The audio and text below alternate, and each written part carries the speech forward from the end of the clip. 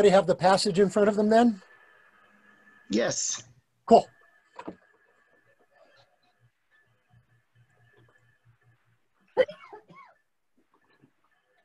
Would somebody like to read it, please? Sure, I'll read it. Thus says the Lord, your Redeemer, the Holy One of Israel. For your sake, I will send to Babylon and break down all the bars, and the shouting of the Chaldeans will be turned to lamentation. I am the Lord, your Holy One, the Creator of Israel, your King. Thus says the Lord, who makes a way in the sea, a path in the mighty waters, who brings our chariot and horse, army and warrior. They lie down, they cannot rise. They are extinguished, quenched like a wick. Do not remember the former things or consider the things of old. I am about to do a new thing. Now it springs forth. Do you not perceive it? I will make a way in the wilderness and rivers in the desert.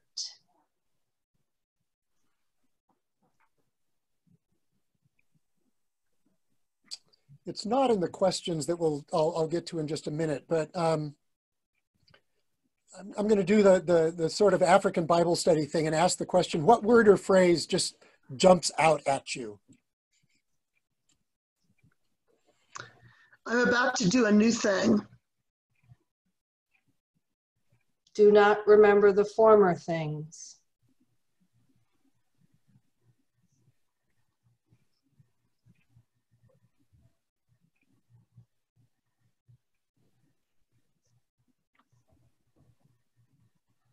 Breaking down all the bars. I'm not sure what bar means in this case, but it keeps coming back.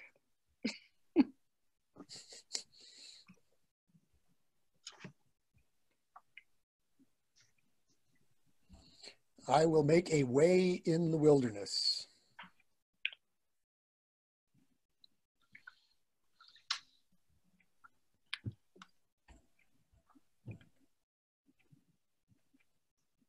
Different voice. Somebody else read it again. Thus says the Lord, your Redeemer, the Holy One of Israel.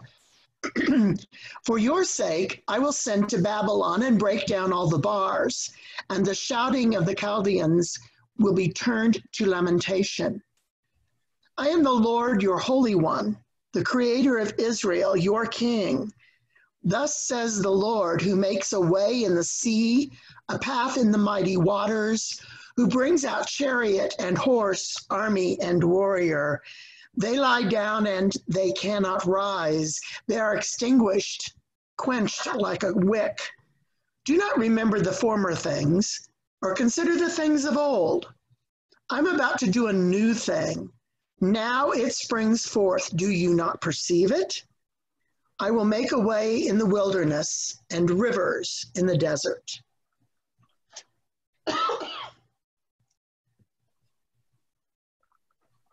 What image in the story speaks to you most right now? It's different than what I asked earlier. It's a little different.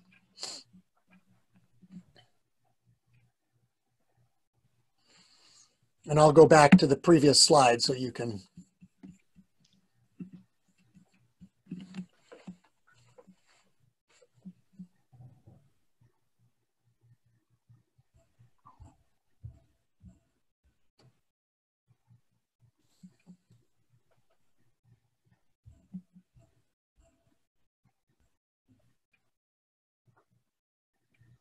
Probably now it springs forth. But if it is springing forth, it's much more subtle. Do you not perceive it? Mm.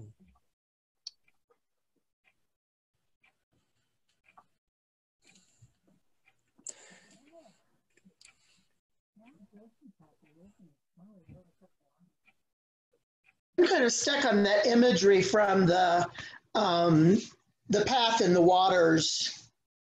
I am assuming that is the leading the Israelites out of Egypt imagery. Mm-hmm.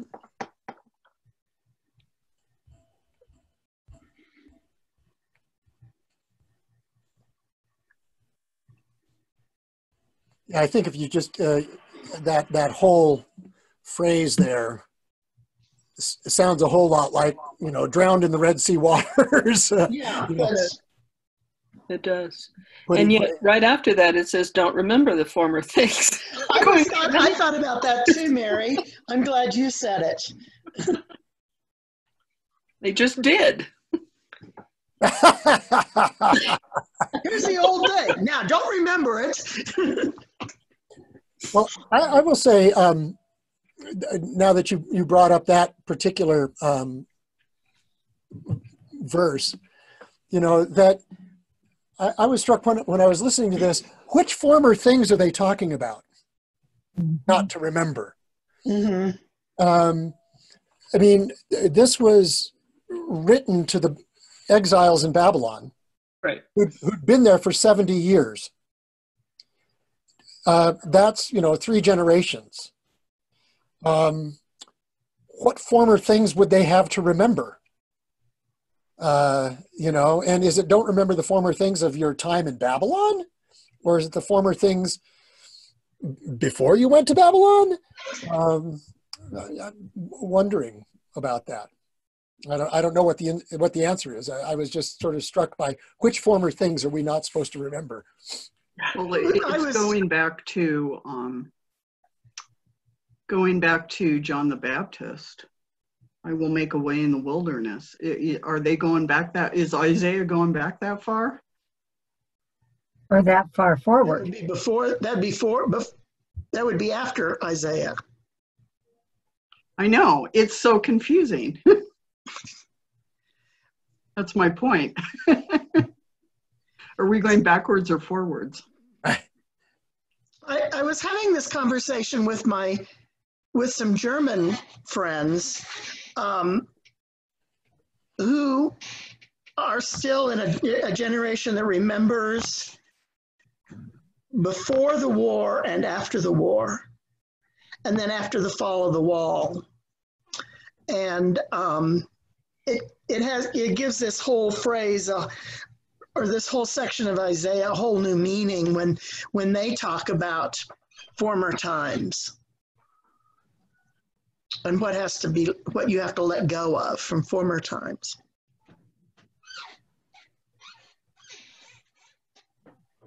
Yeah, so is the former times, again, I'll go back to that slide, is the former things, is that of Babylon? Are they not supposed to focus on all the really negative things of Babylon? Or are they, which would give a particular set of former things that would be different than the First Temple period? I've always read that as being before Babylon. Don't remember, because I would think when they were in Babylon, there was a lot of, remember how it used to be when we were free. And maybe that's what they're supposed to forget. What actually happened was that a lot of people stayed in Babylon, and those that were brave enough went home or had a reason or wanted it to be that Jerusalem would arise again. Mm-hmm. But if you were among those that were actually going to reproduce Jerusalem, then the former things would be a good thing to forget, because things were rotten when they got there. There was just nothing but rubble. And also the thing to forget would be that you had been a servant, perhaps a slave, not quite, though they really weren't, but that you don't need to cower anymore. You're your own person. You're free as a people. Got hard work to do to make what you want to have happen, but don't think of yourself as one enslaved, perhaps.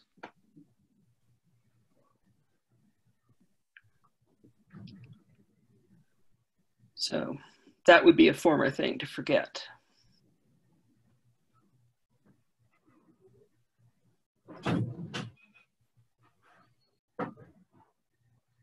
So as we leave COVID land don't remember that we were all worried and at home and not knowing where to go and not knowing what to do and so forth, I guess. And I'm more thinking that before pre-COVID, don't remember the former things pre-COVID. Yeah. Go of pre-COVID. No. And be what we will be when we come out of COVID. Yeah, well, again, it's a question of what former things are we not Exactly. So clearly that image is the one that has sort of really stuck with us, or I won't say it stuck with us. I sort of brought it up. Other people saw Way in the Desert and things like that, and I don't want to co-opt the mind of the group. So does somebody want to say something about one of the other images? Or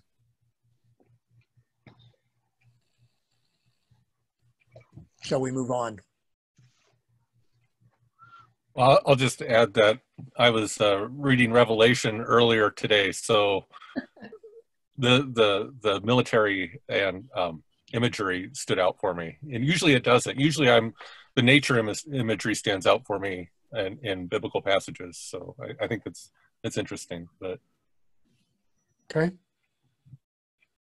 is there something more that you want to? Any conclusions you want to draw from that? Inferences? Well, yeah, I was wondering, when it talks about Babylon, is that I wonder. I guess Babylon is in Iraq, or yeah. So, and was it an ancient city back at that time? Oh yeah, yeah. The Babylonian Empire rose. It followed the Assyrian Empire and arose and conquered a whole bunch of land, including destroying Jerusalem and taking the leaders of Jerusalem back to Babylon. And that's the exile, the 70 years that the intelligentsia, the upper class, for the most part, of the Jewish people were exiled in Babylon. And then 70 years later, that empire fell to the Persians, and the Persians allowed them to go home. So that's the reference here, is that Isaiah, the author of this, or the purported author of this particular passage, is reflecting that reality, that they're going home. And Isaiah and Revelation are probably separated by a great deal of time. Oh, right? Yeah. Oh, yeah. 700 years. Right. Mm-hmm. 700 years. So what new thing is God doing in our midst right now? Wouldn't it be wonderful if the former thing that we're to leave behind would be racism? Oh, yes. wow. Yes. Yes.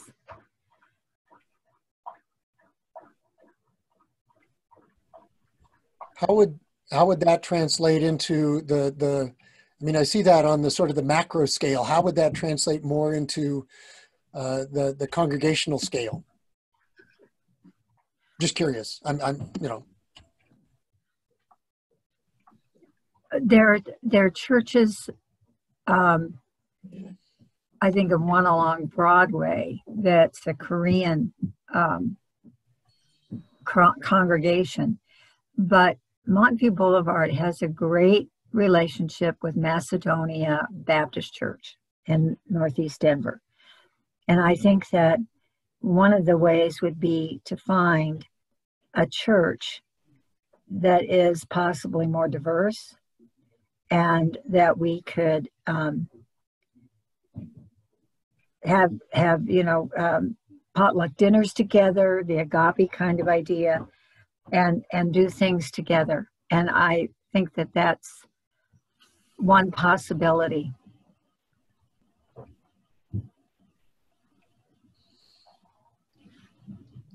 Somebody in a discussion the other night pointed out that one of the advantages of Zoomland, which is overlapping COVID land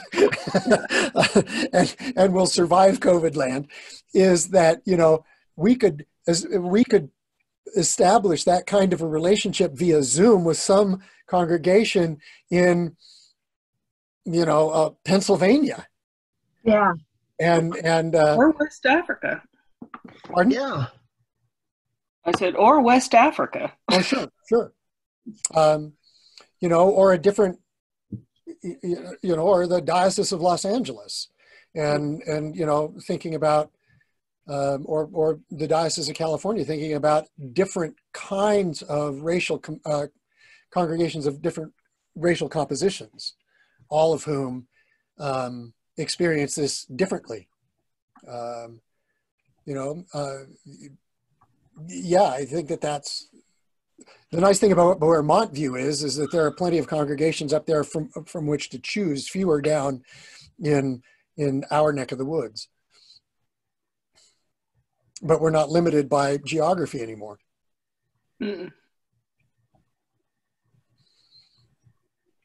What else? What other new things might God be doing in our midst? I mean, we've identified two. Maybe one of the new things is leave behind racism, but we aren't limited by geography anymore. That's a new thing. Mm-hmm. You know, we used to think about how many stoplights there were between somebody's home and the church, and say that people would only go through 3 stoplights. Well, we've got people joining us from thousands of miles away.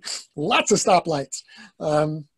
That's a really interesting and challenging possibility.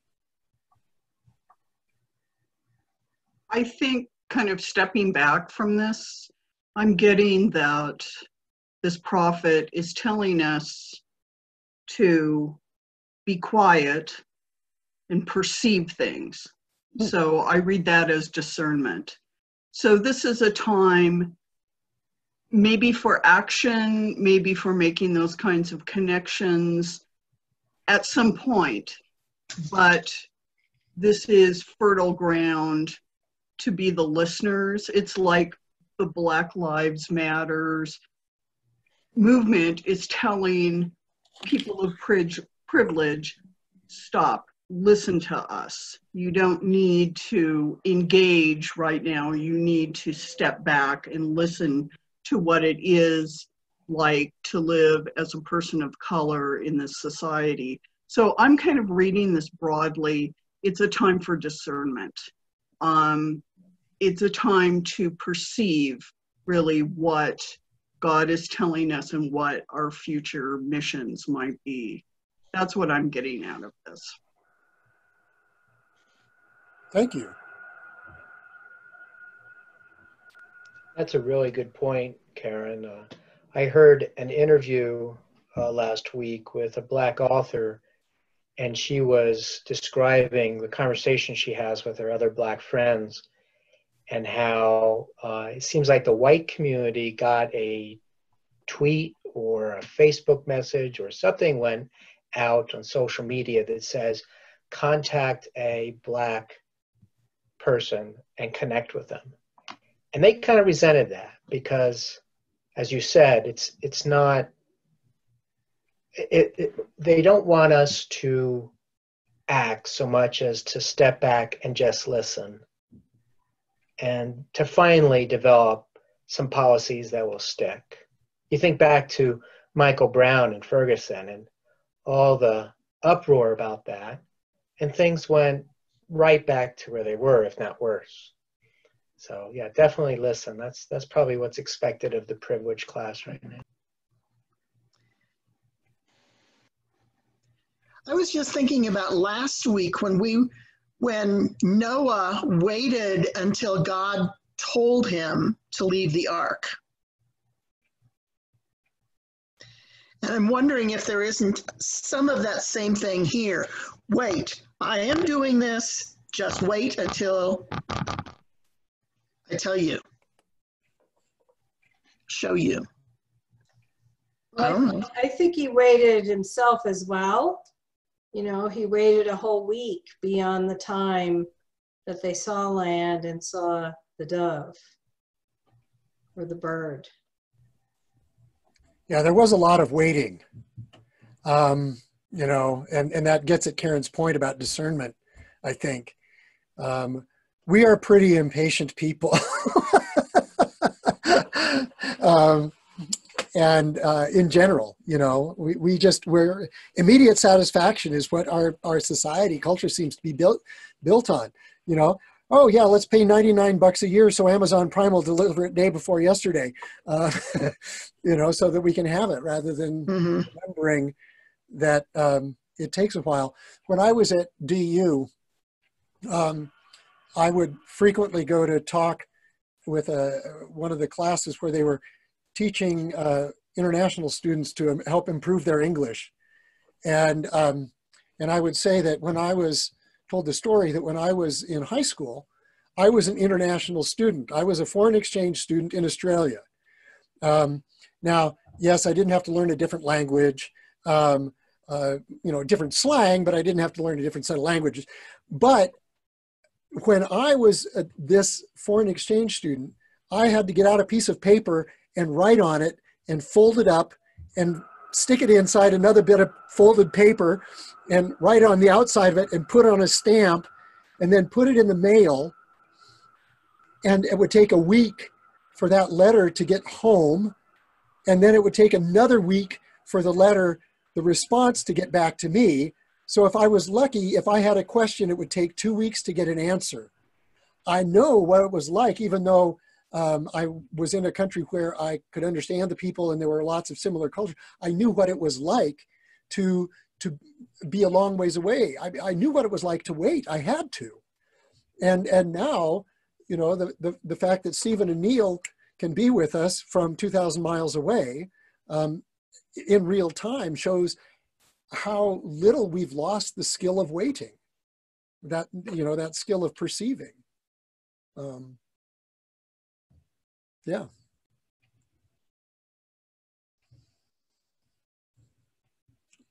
Any other new things that you perceive?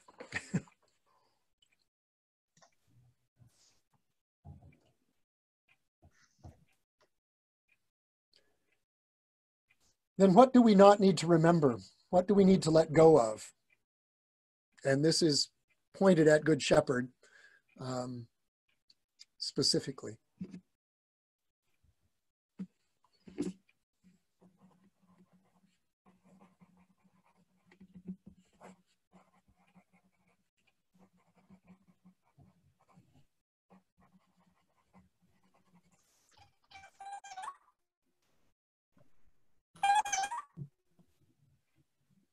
Becky, are you trying to say something? You're coming off in mouse speak. Yeah. Or chipmunk. Can you hear me now? Yes. Oh, I don't know. It's same setting. Oh, well. I'm not so sure we know. I think once we can gather again, I think certain things that we may have always done that now we want to get back to may feel strange or odd and not needed. And I don't know that we're going to know that till we try it. I think, and that kind of goes hand in hand with what Karen said about discerning. I think there's a time for pause. And I think once we get back, we're going to, it's kind of like that saying that no one enters the same river twice. The river is different and so are you, right? And I think we may experience that when we get back together again.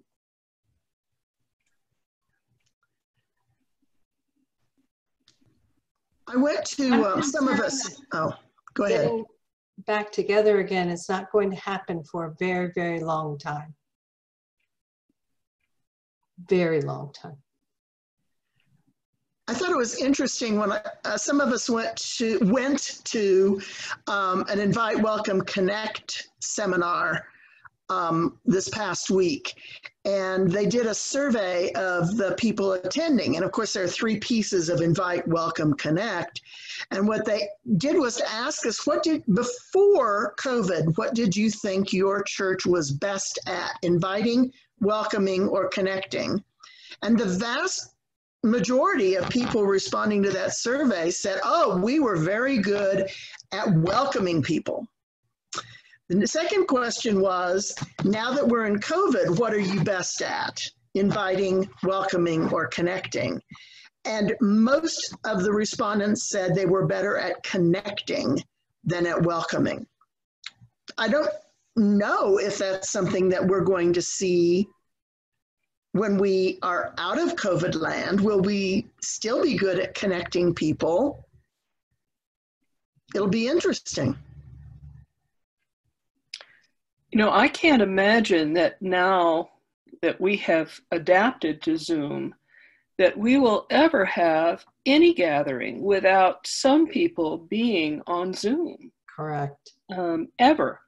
Mm-hmm. Whether it's service or faith club or, you know, or any meeting, you know, altar guild, whatever. We're going to have that element forever. And so one of the things to let go of is the assumption that everything happens at the corner of Dry Creek and Yosemite. Mm-hmm. Which I think, you know, it's not peculiar to Good Shepherd, but I think that that's something that, you know, churches all over are having to realize is it's not about the building. And getting people to come to the building is not the be all and end all. And that the real kind of the, you know, where the rubber meets the road is the engagement. And that can happen in a variety of ways, some hybrid. Yeah, you can have a meeting with, I mean, we used to have vestry meetings where somebody might call in.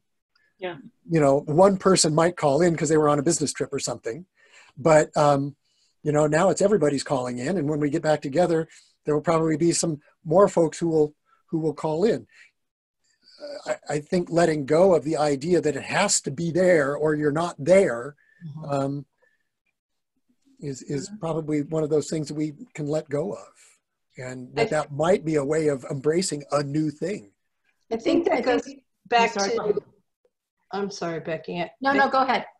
I think that goes back to a little bit of what Karen said about discernment. I kind of want to name this because this is how I've been feeling, is that members of the congregation are really struggling. Members of Good Shepherd are struggling without the building. They are struggling with not being there. And we're in this moment where that's going to be the case. And I'm really struggling with trying to, and I brought this up in a previous forum, not necessarily what can I do. I feel like those things that we've done as a parish are lost at the moment. But that in terms of the engagement that Gary just mentioned, what are some things for us to be a part of that's engaging? And I have a different view because I see what lots of other churches are doing, and I feel like we're not doing anything. And I'm sorry to say that. I'm really sorry to say that. I feel very connected by going to the morning sheep count with Gary, which I probably never would have had without COVID. I'm just really, I'm struggling with what I think is hard for everybody right now. This leads me to think about, can you hear me now, or did my settings go right again? Okay, no, you're good. I seem to have this struggle every time I get on. When I look at 30,000 feet, which I know most people probably don't, but that's kind of where my head goes oftentimes, it makes me wonder about how we collectively have divided ourselves into parishes, and what does a parish mean? You can talk about economies of scale, about running the organization, but separate from that, I wonder if parishes, kind of like our Mormon brothers and sisters, where their wards only can be so big and they have to make a new one. So that way, at least the way I've heard it and I understand it, I'm not an expert. Deb, you may know more about this, but maybe so that way church can be, services on Sundays can be more participatory, like we have them, unlike other larger churches where it's just a Facebook feed. Parishes are segmented differently. They're only a certain size, and it's not like it's dictated, but it will naturally fall out that way, because if you feel like you have to go through 8 pages of screens to see people's faces, or at least their names, you're not going to feel like you're really part of it. Whereas now I can see in 3 or 4 screens, whether people have their face up or not, the people that are in our parish. And I wonder if we're going to be using electronic platforms like these, what that might do to how we structure ourselves as a worshiping and serving community. Again, I think it goes back to Karen's discernment period, and we kind of need to get back together whenever that is, and we kind of need to try it on again, try that coat back on, and see how it fits. And we may like parts of it, and other parts of it we may want to scrap. But that's kind of where my head is, and it evolves. And it goes back and forth from day to day too, as I think through things. But I think that that's something that's real that will come out of this, is what's the best size for a group or a community. And it may be different in an urban or suburban area from a rural area. Granted, it's situational, but I just wonder what that might look like, and the reasons behind it, as you talked about, Diane, about engagement, and what Deb had talked about too. So anyways, those are my thoughts, at least for today. They may change tomorrow. Well, Diane, I'm struck by what you were saying, because I'm on a lot of calls and I hear what a lot of other churches are doing too. I've been thinking about this as we sort of move along, is that, we set up these patterns for how we were going to do things online based, sort of based on an assumption, or with the assumption that this was going to be really short term. And now we know that that's not the case. And so the reevaluation of the patterns and the way of engagement, basically what we've been doing is recreating the structure that we had just on Zoom. We would have gone to one service on Sunday mornings during the summer. We were already planning that. What we don't have is the evening service, but that may change. But, the classes that we're having are just, they're just happening on Zoom. So there's nothing really new, with the exception of the sheep count or the Gabbing with Gary, which I saw as just being an interim kind of thing. I think, there's a new thing that says we've got to pay attention to yet another new reality, that this is not short term. And I think that gets at both what you are pointing to and then what Becky's observing. Well, I think we're a parish that is really into our worship. And I have nothing negative to say about that at all. I love the morning sheep count. I love the worship on Sunday. What I've noticed in other places, and there are things that go on during the day, but I'm still working. Yeah. And so I cannot get into those things.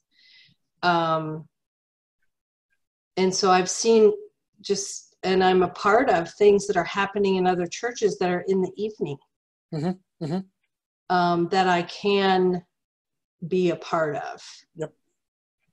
Everything from the very first week that we all went into isolation and could not be at church, into what's developed into a book club. Nothing like that is happening at Good Shepherd. Nothing in the evening. Mm-hmm. Yeah, you're not the first person to point that out. And I know you've talked about this in terms of Compline, and you're already doing kind of a morning prayer sort of thing. I just think there's this huge ability to be creative and to do some things. And again, I'm not really the do person. Don't get me wrong. I'm not like, we need to do. That's not me. But it's been fun and engaging, and has made my time at home, just enjoyable.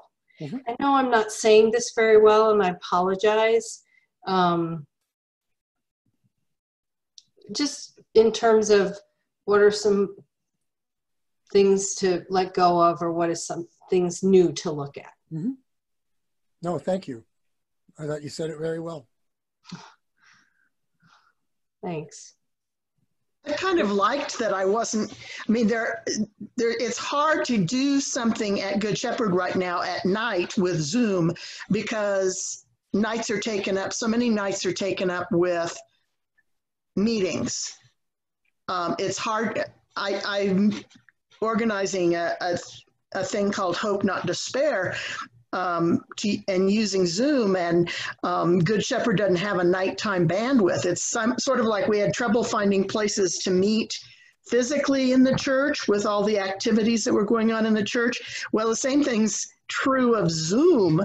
So as I understand it, we're working on getting a second Zoom option, and that will help us have some time to do night things. Because I'm with you. I mean, I kind of enjoyed that I could go to St.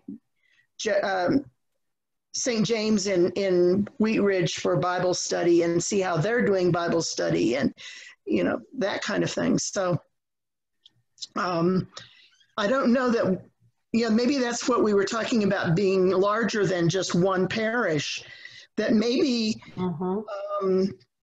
you know, I know Becky Jones is really good in her newsletter of saying, hey, if you want to go to the National Cathedral, here's the link to the National Cathedral. If you want to go to St. John's Cathedral, here's the link to St. John's Cathedral. And maybe we start looking at what are the Bible studies or the other meetings that are happening.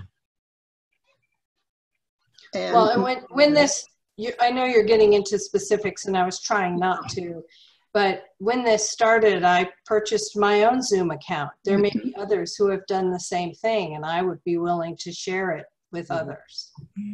Well, I think, you know, a lot of this is the adaptive piece of moving along. Like I said, we set up so much of this, or I set up, I'll own that. I set up so much of this with the idea that, well, you know, this will be over in 6 or 8 weeks. You know, and then we realized we better buy the 100 plus attendees ongoing, you know, and now we're getting a second account. You know, there's a lot of this, you sort of have to adjust on the fly. And, you know, that's one of the things that we're talking about right now. So I appreciate a lot of this, this conversation. And some of it is pushing suggestions to go to other places, certainly. You know, so I'm open to all of this. I think, you know, the vestry is, you know, it's how do we lead this congregation in this time that's very different than any time that any of us have known. Forget whether or not anybody's known a pandemic. Nobody's known a pandemic with Zoom. Okay, you know, so you know, this is truly unique.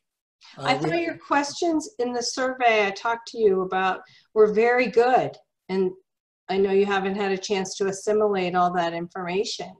That may bring forth some information as well.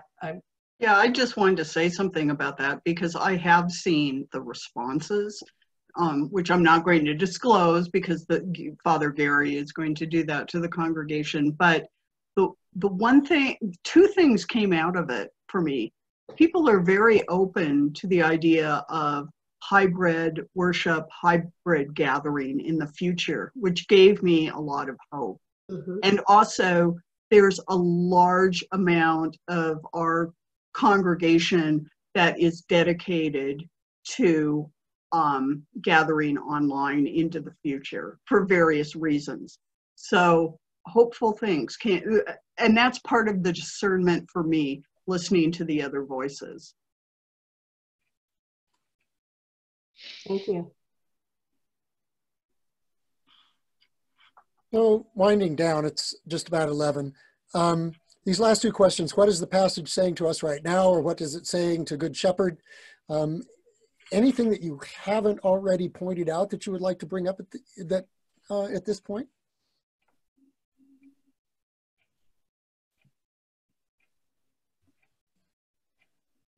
I think, just to jump in, I think, you know, Diane, one of the things that you brought up, and Deb, you did too, is, and I don't know how much of this may have shown up in all of the responses to the survey because I haven't gone that deep into those weeds, but, you know, what are people seeing out there that are good ideas?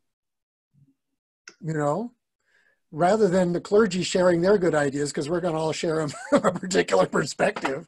You know, what are the end users seeing as good ideas when they bop around? And is there, you know, if you want to shoot those to me or to Karen, that'd be great, because I think all of these become part of that that big cauldron into which we pour everything and stir and see what comes out of it. You know, so what are all of those good ideas? Do you want to hear them now, or you really want them in an email? No, shoot them send them to me, unless other people want to hear. I'd love to hear. Okay. Well, one church, for example, is doing Compline once a week using a different prayer book. Yep. It's only once a week. It's not every night. There is another church that's doing morning prayer, evening, and Compline every single night. I'm not suggesting that. And I need a lot of volunteers if we're going to do that, because it ain't going to be me. Absolutely, absolutely. And it's on Facebook Live, so it's not interactive. Right. It's just listening to someone do Compline. And that's an interesting balance, because I've thought about that, is how much of Compline or evening prayer or anything would people want to be a part of just watching a head do the whole thing?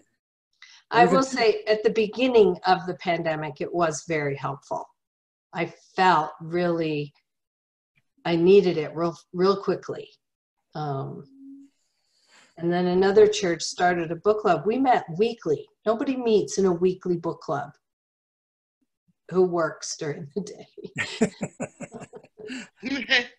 And we read about the Black Plague in the beginning of this pandemic. And it was great. Anxiety. It was just great to be able to talk about that with other people and how we were feeling, and looking at how the sort of like the wilderness that this passage is saying right now, that was a super wilderness. Those are just some ideas. Yeah, that's great. And I agree with you, getting other people to do it. I am not advocating this is all up to you, Gary. I'm not advocating that No, at I all. didn't think you were. I didn't think you were. It's just something comes to mind about being really, really careful, though. Because unless someone's of the clergy of teaching to be a priest, you run into all sorts of weird stuff. Based from someone who lived in LA for 25 years. So. You Indeed. Just have to be real careful. Indeed. Well, that is, for me, the beauty of the prayer book is that it can be led by a lay person. Yeah. It does not have to be a clergy person. So that's good. They do have that. It just should be stipulated whether they're clergy or not. Because Sure. then, like, if I turned to it, I probably wouldn't watch it if it weren't clergy. So that's all. It's just different beliefs, I think. I'm real traditional. Got it. Thanks, Diane. The other Diane, one end Diane Bowden. Just wanted to say that I think those are good ideas, but I do want to say I think Gary and the church has done a really good job. I have still stayed very connected to Good Shepherd through Zoom, and I think some of the other stuff you've added has made me even feel more connected. So I think you're doing a good job. It is a difficult time right now. Well, thank you. And again, I think, you know, we're no different than anybody else in this regard. I don't think, is that we adjusted quickly because we had to, and nobody thought that it was going to go on this long, and certainly nobody thought it's going to go on for another 6, 8 months or a year or 18 months.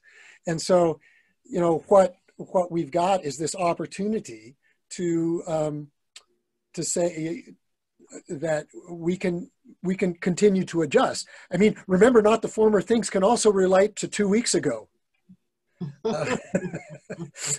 You know, and the new thing is not just Zoom, but the new thing is, oh, here's another new idea that might work. You know, so there's that listening. That's the deep discernment that I think is what Karen was referring to, but there's also the listening is about you turn a corner, all of a sudden there's something new in front of you. And how do we address that? So any other words before I send us on our way, it being after 11 here? One of the things I think is important is that, especially right now, nothing is going to get set in concrete. Yep. Try it. If it doesn't work, then we stop doing it. But this is a great time to experiment. Yeah, maybe one of those former things is a thing called concrete. Yeah. Chiseled in stone. Well, I think even when we were using the Canoeing the Mountains book, these are hard conversations. And I just appreciate that we're having them. I think it's okay to have the hard conversations. I agree. Yeah. This might be a good time for me to chime in, just say thank you for having Zoom meetings. This is, I think, the third meeting I've been able to go to with Good Shepherd. I tried to go to Good Shepherd, a few years ago, and I take the bus, and I had to, it was a nightmare. And I got off the bus at Arapahoe Road in Yosemite and had to walk along in the night along a busy road in wintertime. And it was just, I thought never again, but I still kept you folks on my email. I get your notifications, and then I saw a notification, oh yeah, Zoom meeting, hey, why don't I do that? And it's been really cool. So thank you, Greg. Yeah. That's really important to hear. Yeah. Very I'm important. glad to have you. Yeah. Thank you. Here. It's a cool church. I'm glad I've been able to visit. So. Well, thanks. Good. Well, next week we'll talk about Amos. And the passage from Amos has to do with justice. And so it relates a little bit to what I was saying last week and this week in my sermon. But, you know, a question of how do you engage in justice in the land of COVID or in the land of Zoom? And I think that will be fun. So I look forward to the conversation, and I really, really appreciate all of your input in all of this. Thank you, Gary. Thank you. Have a good week. Have Bye-bye. a great week. Thank Take you. care. Thank you. Bye-bye. Bye. Bye. Bye.